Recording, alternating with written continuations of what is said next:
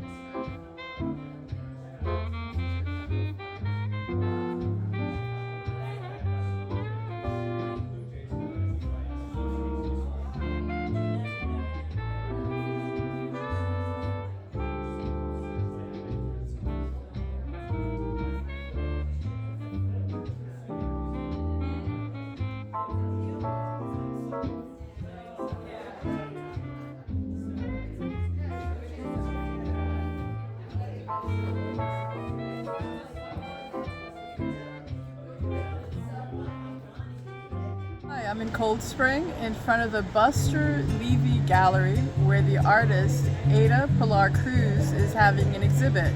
And we have Daniela and Dave, or David, do you prefer David? Either one. Have viewed some of the pieces. So how do you feel about this gallery experience?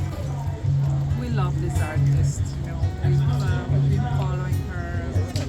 We got the invitation. We couldn't wait to be here, and I think it's worth the trip Because you're coming from the city, correct? coming from the city. Yes. We might come again.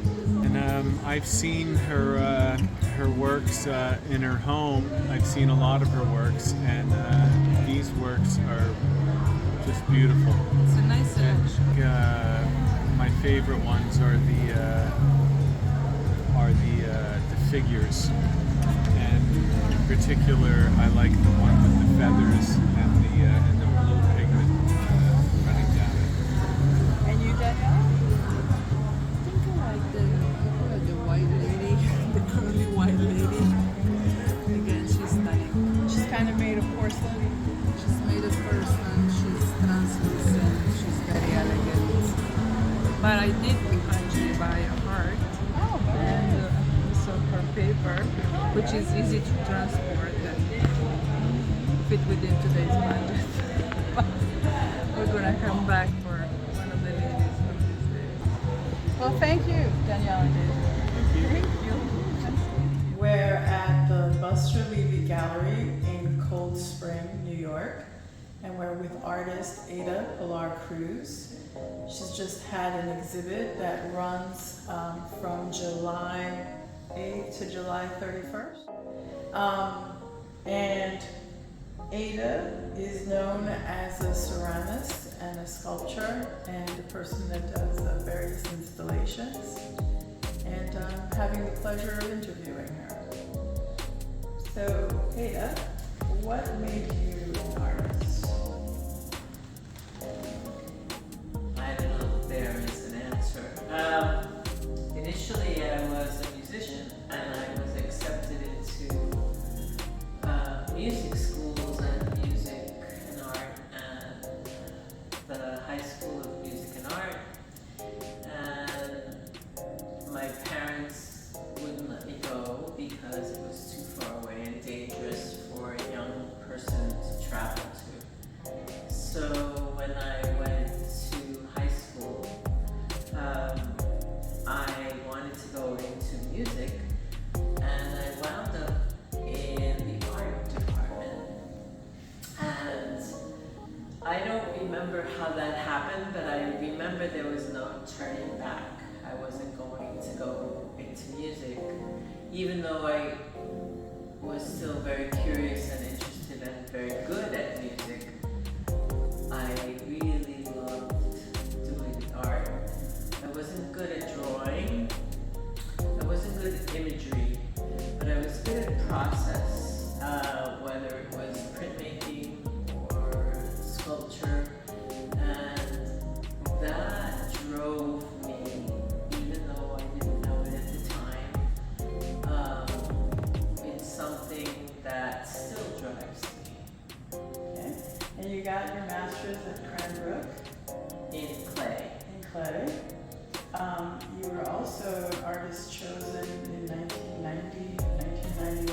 the Studio Museum of Harlem.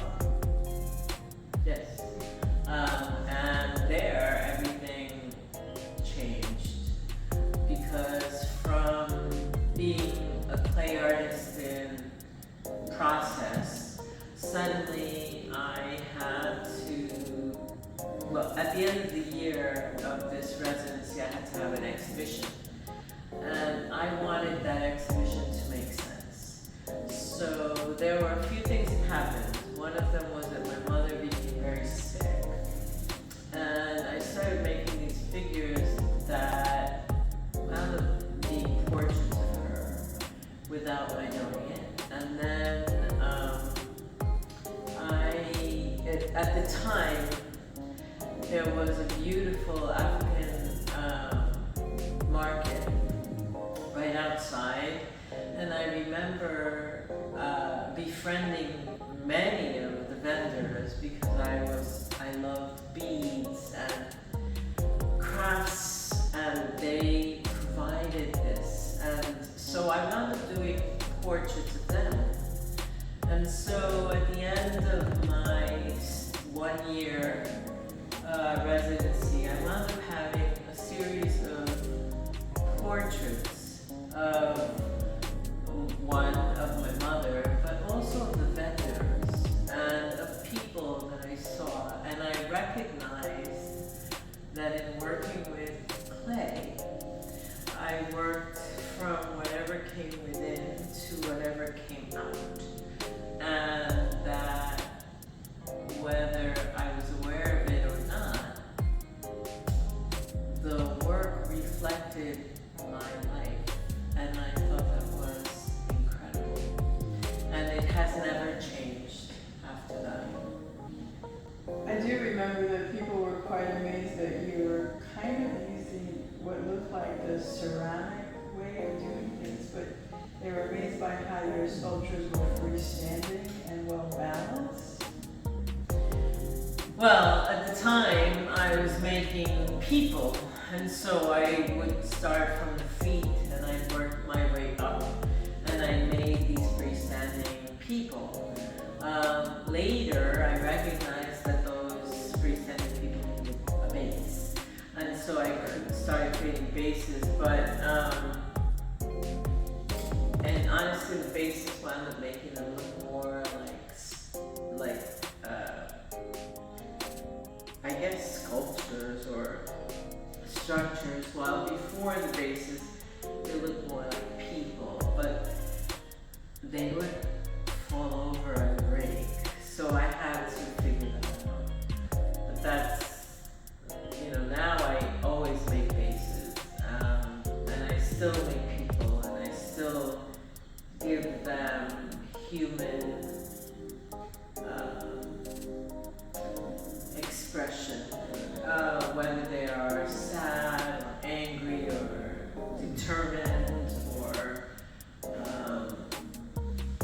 whatever the expression is. It can be joyful, it can be, often they're serious though, and they are about current events. So that's a nice segue into this exhibition here. What is it that you feel that you're saying? Are there some pieces you'd like to pick out and talk about specifically? Everything in this exhibition was made during the pandemic. And it isn't because of the pandemic that I have this exhibition. Being a part of this gallery gives me access to, I guess, showing work, current work.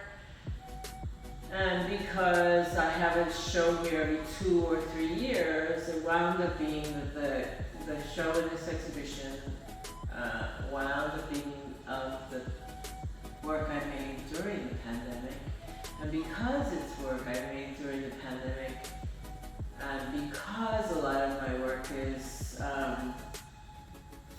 about current events, even if it is subconscious, you see hearts, branch coral that look like lungs, and the idea of heartbeat and the lungs. And then you have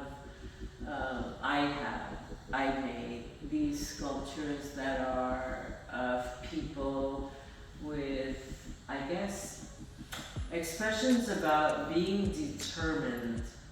Some are sadly determined, some are resignatedly determined, some are just plainly this determination, and I think they're interesting that way. They all have that, I guess, that karma, that they are all survivors. I look at the work as witness, as a kind of symbolic witness to whatever it is that we are going through. And some of these witnesses are more determined, and some are sadder, and some are aggressive. They are definitely about surviving. Okay, so this piece is very interesting. You did, what is this? It's a wood carving. It's actually to make prints. It's a wood block print that was made into a print. And then And you did these figures? I did, and they're looking at each other. Is it a man and a woman? No, it's actually of the first pieces in many, many years. They're two male figures looking at each other. And then when you open it, you realize that they are kind of sentinels to the female figure inside. And the female figure inside cannot be more, I guess, strong. She absolutely doesn't need guards. She's got her own reality, like she's strong. The idea of this piece comes out of something very old, the old idea of procession, but it also comes from this story where my friend who lives in the projects in the Bronx, his mother had a sculpture called La Virgen. And La Virgen, or the Virgin, was, I guess, part of their Santeria. And anybody who was sick or needed help or had a financial situation would suddenly need La Virgen in their house. And his mother, who took care of La Virgen, would send her in kind of a suitcase, in a case, to the apartment XYZ where they needed La Virgen, and they would bring her and she would reside, and they would light votives, and then whenever that person got better or whatever the situation was, and then La Virgen returned to that apartment. And so this sculpture is really about that energy, the idea that people need a force. And you see it sometimes in parades or processions, and this particular sculpture has incredible determination and strength, and you feel protected by her. And so it is about that. It is not about a specific religion, it is not about, but it comes out of a specific religion, my religion, where procession and votive iconography became an important inspiration for whoever needed the sense of hope, whether it was because somebody was sick or somebody needed to find a job. And so that is what this piece is about. In the Kisi figures of Africa, they add pieces to release the power of the piece. when I was at the Studio Museum in Harlem, the collection there, which is full of Nikisi figures and reliquaries there, and I recognized that the energy was the same. This actually has more in line with that in your mind. Yes. Okay. And this piece, Similar. All of this work comes out of that need to find recognition in humanity and the strength that we can all find. And it is kind of a reminder of that. It is not about praying to any of these pieces. It's not about that.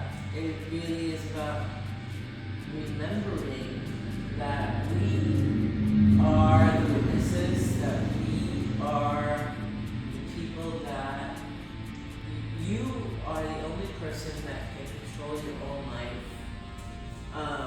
And so whenever people see this, I mean, some people like to give it meaning where, and my feeling is, you give it your own strength. You know, so if you see it as religious, it is therefore religious. If you see it as a reminder, it is a reminder. It is whatever you see it as.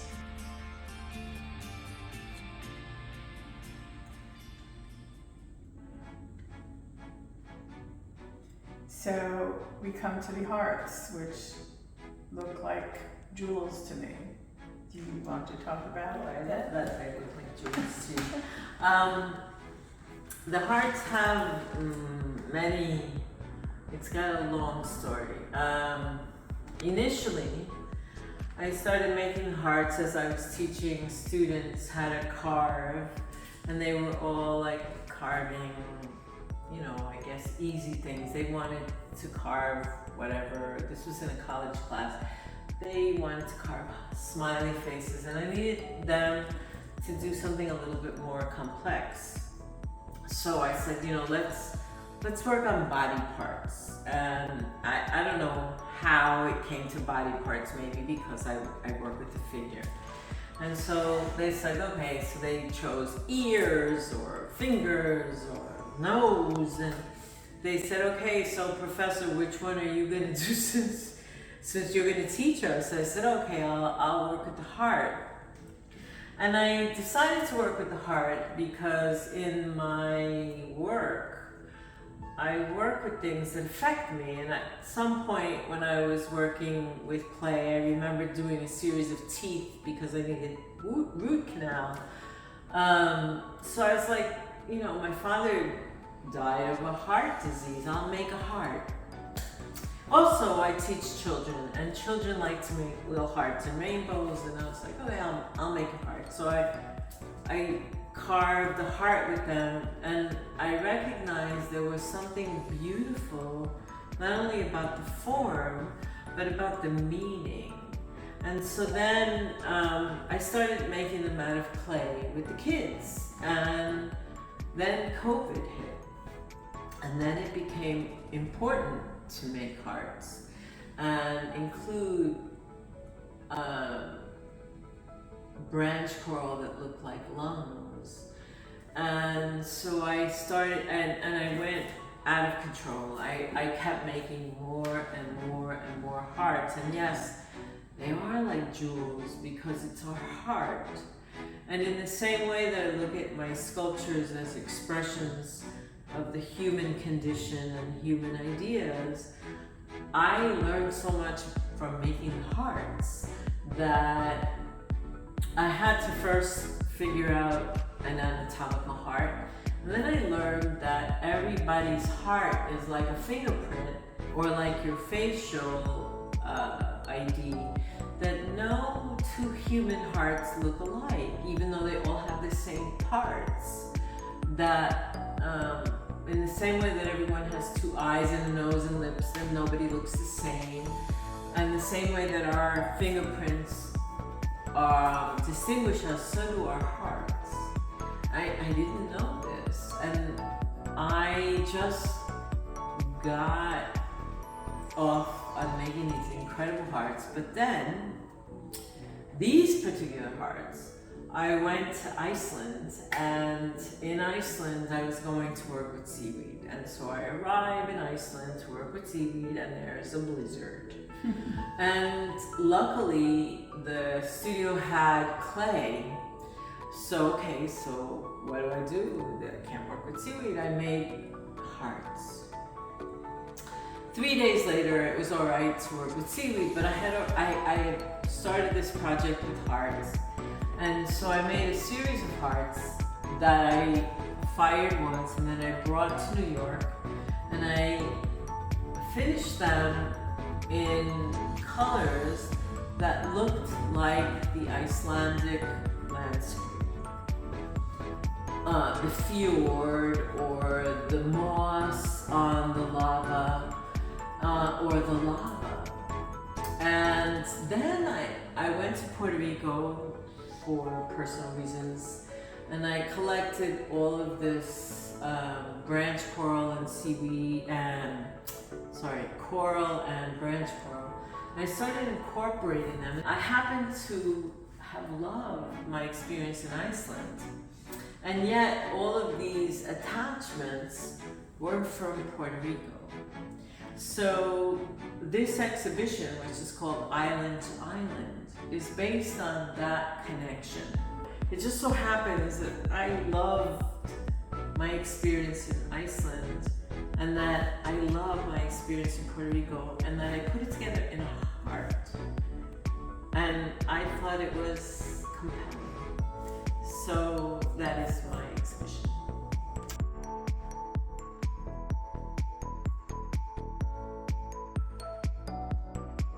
So come see this intimate portrait of an artist, Cruz, at the Buster Levi Gallery in Cold Springs, New York. It's also a wonderful boat ride from New York City. The train comes up here. It's a wonderful day trip. And come see Island to Island.